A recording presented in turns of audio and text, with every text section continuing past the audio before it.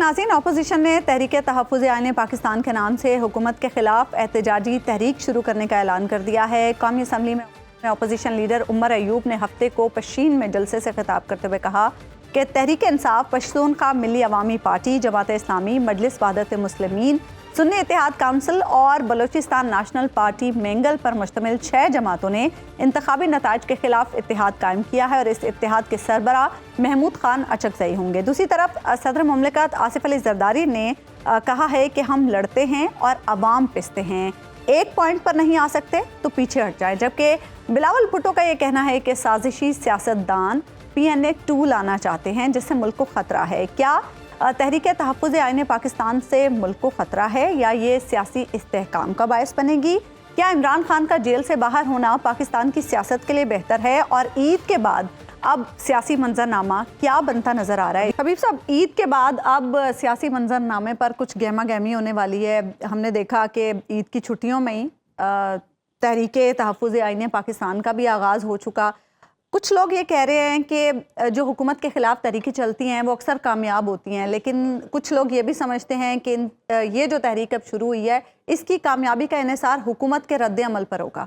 आपको क्या लगता है, टफ टाइम दे सकेगी ये तहरीक? देखिए, हुकूमत का रद्द-ए-अमल क्या एक्सपेक्टेड है? क्या हुकूमत का रद्द-ए-अमल इस तरह एक्सपेक्टेड है कि जिस तरह 25 मई 2022 को या 2023 को जो कुछ हुआ, 2022 को जो कुछ हुआ था कि पाकिस्तान तहरीक इंसाफ ने रैली या लॉन्ग मार्च करने की कोशिश की और उसको सख्ती से दबा दिया गया, तो अगर तो इस तरह का रद्द-ए-अमल है या इस तरह का रद्द-ए-अमल है कि हुकूमत कोर्स करेक्शन करती है और जो पाकिस्तान के अंदर इस वक्त सियासी तनाव है उसमें कमी के लिए अपना किरदार अदा करती है। अब ये दो तरह का रद्द-ए-अमल होता है।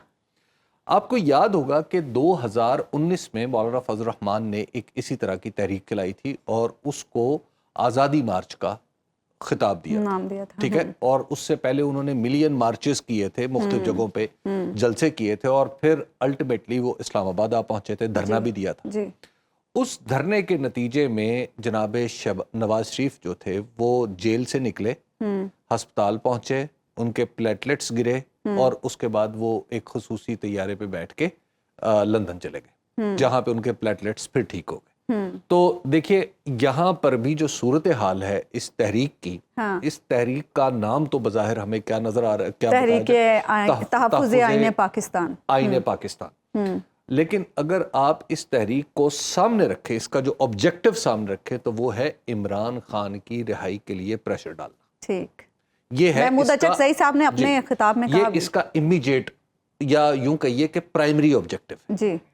अब आगे जो चलती हुई सूरत हाल है उसमें हमें दो चीजें नजर आ रही, वो दो चीजें नजर ये आ रही हैं कि अदालतों में वो केसेस खड़े नहीं हो रहे, आला अदालतों में, जो निचली अदालतों में बहुत तेजी से फैसला हो गए थे जी, ठीक है जी। आप देख रहे हैं कि इद्दत का केस आज ही उसमें वकील साहब ही नहीं आ रहे, प्रोसिक्यूशन के वकील साहब भी गायब हो गए और उन्होंने डेट ही लंबी मांग ली जी, ठीक है ना जी। अच्छा, उसके बाद इसका मतलब आपको समझना चाहिए कि वो अव्वल तो इद्दत का केस मैं समझता हूँ कि वो इस काबिल ही नहीं है कि उसको डिस्कस किया जाए अदालती फोरम पे, लेकिन हो गया। हबीब साहब, इन केसेस पर तो राना सनाउल्लाह साहब भी कह चुके हैं ऑन रिकॉर्ड कि ये केसेस फारिग हो जाएंगे। दूसरी बात है कि फिर साइफर का केस वो भी किनारे लगा हुआ है और साइफर के केस की भी पूरी हकीकत जो है वो अवाम के सामने आ गई है। उसके बाद वो 119 या 190 मिलियन पाउंड वाला केस है, उसके बारे में भी कहा जा रहा है कि जो चीजें सामने आई हैं वो केस भी गिर गया है जी, ठीक है।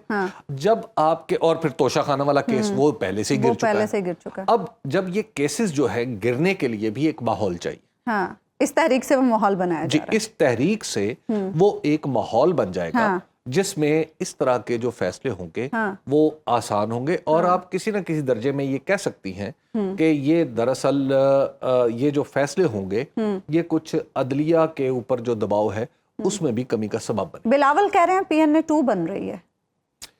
देखिए, PNA 1 जो है, पहले ये समझ लें वो क्या है।